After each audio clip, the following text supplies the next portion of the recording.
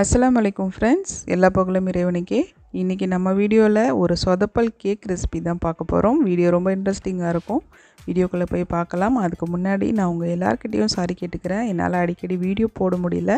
நான் எவ்வளவோ ட்ரை பண்ணுறேன் உங்களுக்காக போடணும் அப்படின்னு சொல்லிட்டு. அதனால தான் இன்றைக்கி எப்படியாவது வீடியோ போட்டுடணும் அப்படிங்கிறதுக்காக இந்த சொதப்பல் கேக் வீடியோவை உங்களுக்காக நான் அப்லோட் பண்ணுறேன். கண்டிப்பாக பார்த்துட்டு கமெண்ட் பண்ணுங்கள். என்னுடைய வீடியோ பிடிச்சிருந்தா வீடியோவை சப்ஸ்கிரைப் பண்ணுங்கள், உங்கள் ஃப்ரெண்ட்ஸ் அண்ட் ஃபேமிலிக்கு ஷேர் பண்ணுங்கள். இப்போ வாங்க நம்ம வீடியோக்குள்ளே போய் பார்க்கலாம். கேக் டின்னர் ரெடி பண்ணிக்கலாம். கொஞ்சமாக ஆயில் விட்டுட்டு நல்லா சுற்றிலையும் ப்ரெஷ்ஷால் ப்ரெஷ் பண்ணிக்கலாம்.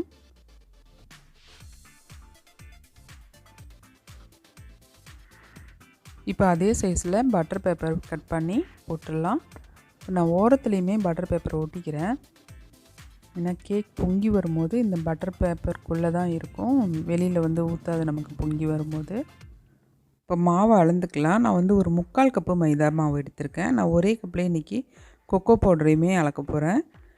3/4 கப்பு மைதா மாவு எடுத்துகிட்டு கொக்கோ பவுடரை அது மேலேயே ஒரு 1/4 கப்பு வர மாதிரி நான் அளந்துக்கிறேன். நீங்கள் பிகினர்ஸாக இருந்தீங்கன்னா தனித்தனியாகவே அளந்துக்கோங்க.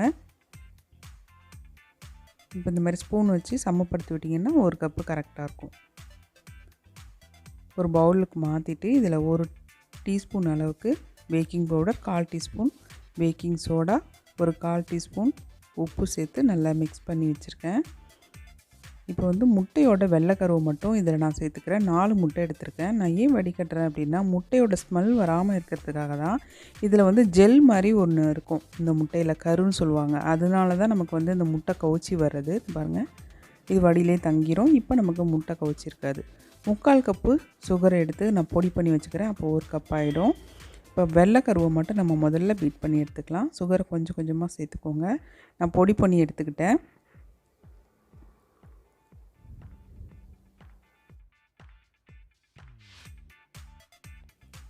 இந்த மாதிரி நல்ல நுரப்பொங்க அடித்து எடுத்துக்கணும். இந்த மாதிரி செஞ்சிங்கன்னா கேக் ரொம்ப ரொம்ப சாஃப்டாக இருக்கும்.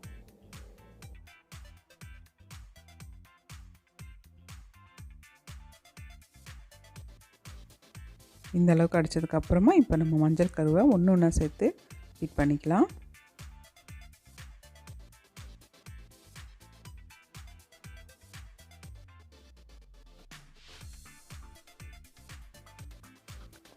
இந்த அளவுக்கு நல்லா நுரப்பொங்க அடித்ததுக்கப்புறமா இதில் வந்து ஒரு 1/4 டீஸ்பூன் அளவுக்கு மில்க் எசன்ஸ் சேர்த்துருக்கேன். இது வந்து முட்டையோட வாடை இல்லாமல் இருக்கும்.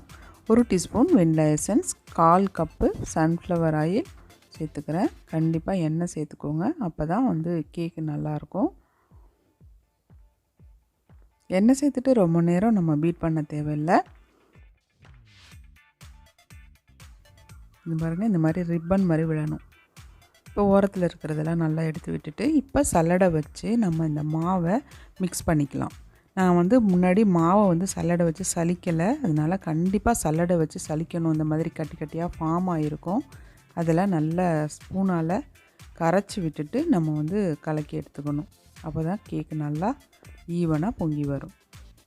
நிறைய பேர் வந்து எனக்கு கேக்கு வந்து சாஃப்டாக வரதில்லை, ஹார்டாக இருக்குது, நான் என்ன தான் முட்டையை அடித்தாலும் எனக்கு இப்படி தான் வருது அப்படின்னு சொல்கிறாங்க. அந்த மாதிரி உள்ளவங்க இந்த மாதிரி வெள்ளைக்கருவையும் மஞ்சள் கருவையும் தனித்தனியாக அடித்து செஞ்சு பாருங்கள். கண்டிப்பாக உங்களுக்கு சாஃப்டாக வரும். இப்போ ஒரு 1/4 கப்பு பால் சேர்த்துக்கிறேன்.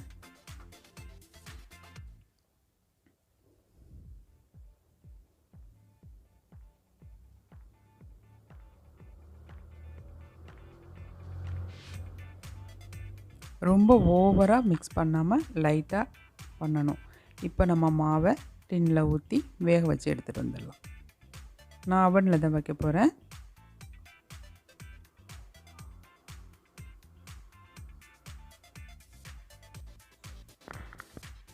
கேக் பேக் ஆகிடுச்சு. இது ஆறினோடனே நம்ம வெளியில் எடுத்துடலாம். கேக் ஆறுறதுக்குள்ளே செரி சிரப் ரெடி பண்ணிக்கலாம். 2 டேபிள் ஸ்பூன் சுகர் சேர்த்துட்டு 1/4 கப்பு செரி பழத்தை குட்டி குட்டியாக கட் பண்ணி சேர்த்துருக்கேன். ஒரு 1/2 கப்பு தண்ணி ஊற்றி இதை நல்லா கொதிக்க வச்சு இறக்கி வச்சிடலாம். ரொம்ப பாகுபதம்லாம் தேவையில்லை, ஒரு கொதி வந்தாலே போதும். ஸ்டவ் ஆஃப் பண்ணிடலாம். இப்போ வந்து கேக்கு வந்து போர்டில் செட் பண்ணிடலாம். கொஞ்சமாக க்ரீம் அப்ளை பண்ணிவிட்டு நம்ம கேக்கை வச்சிடலாம். நான் இன்றைக்கி 3 லேயர் கட் பண்ணி வச்சுருக்கேன். எவ்வளோ சாஃப்டாக சூப்பராக வந்திருக்கு பாருங்கள் கேக்கு. சரி சிரப்பை வந்து நம்ம அப்ளை பண்ணிக்கலாம். இப்போ க்ரீம் அப்ளை பண்ணிக்கலாம்.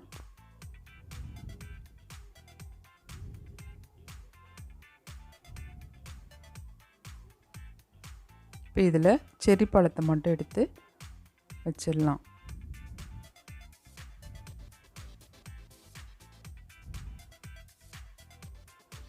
இப்போ அடுத்த லேயர் கேக்கு இதே மாதிரி தான் நம்ம செய்ய போகிறோம். அடுத்த லேயரையும்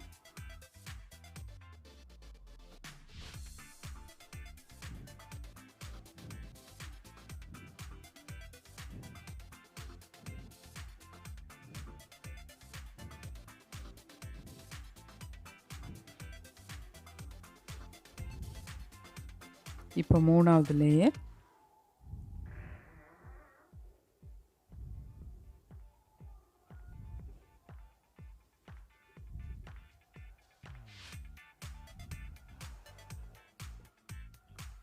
ஓரத்துலலாம் நல்லா க்ரீம் அப்ளை பண்ணிவிட்டு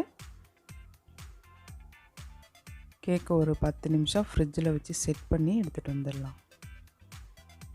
க்ரீமெல்லாம் அப்ளை பண்ணிவிட்டு ஃப்ரிட்ஜை திறந்து சாக்லேட்டை துருவலாம் அப்படின்னு பார்த்தா டார்க் சாக்லேட்டுக்கு பதிலாக மில்க் சாக்லேட்டை வாங்கிட்டு வந்து வச்சுருக்காங்க.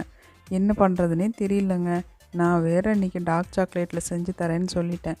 என்ன பண்ணுறதுன்னு யோசிக்கும்போது தான் வீட்டில் ஓரியோ பிஸ்கட் நிறையா இருந்துச்சு. அதை எல்லாத்துலேயும் க்ரீமை எடுத்துகிட்டு மிக்சியில் போட்டு நல்லா பொடி பண்ணிவிட்டு இந்த மாதிரி நான் டெக்கரேட் பண்ண ஆரம்பிச்சிட்டேன்.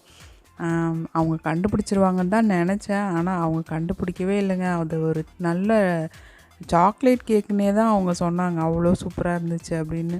என்னால் சிரிப்பு அடக்கவே முடியல. சரி பிளாக் ஃபாரஸ்ட்டு கேக்கு செய்கிறோம் அப்படின்னு ஓரியோ கேக்கு செஞ்சு கொடுத்தாச்சு. இப்போ இந்த மாதிரி ஓரத்துல எல்லாம் நல்லா அப்ளை பண்ணிக்கிட்டேன். அந்த பிஸ்கட்டையே வச்சு நல்லா ஃபுல்லாக கேக்கு ஃபுல்லாக நான் வந்து கவர் பண்ணிட்டேன். அதுக்கப்புறமா பைப்பிங் பேக்கில் ஒரு சின்ன நாசில் போட்டு ஒரு டிசைன் ஒன்று கொடுத்தாச்சு. சாக்லேட் இல்லை அப்படின்னோடனே எனக்கு வந்து மூட் அவுட் ஆகிடுச்சுங்க. இந்த கேக்கு நான் வந்து சேல்ஸ்லாம் பண்ணலைங்க. எங்கள் வீட்டுக்கு கெஸ்ட்டு வரவங்களுக்காக தான் நான் செஞ்சுருந்தேன். கெஸ்ட்டுக்கு தான் இந்த மாதிரி நான் செஞ்சு கொடுத்தேன். ஆனால் நான் வந்து விற்கிறதுக்கெலாம் இந்த மாதிரி செய்யக்கூடாது. ஏன்னா அந்த கஸ்டமர் என்ன கேட்குறாங்களோ அதை தான் நம்ம செஞ்சு கொடுக்கணும்.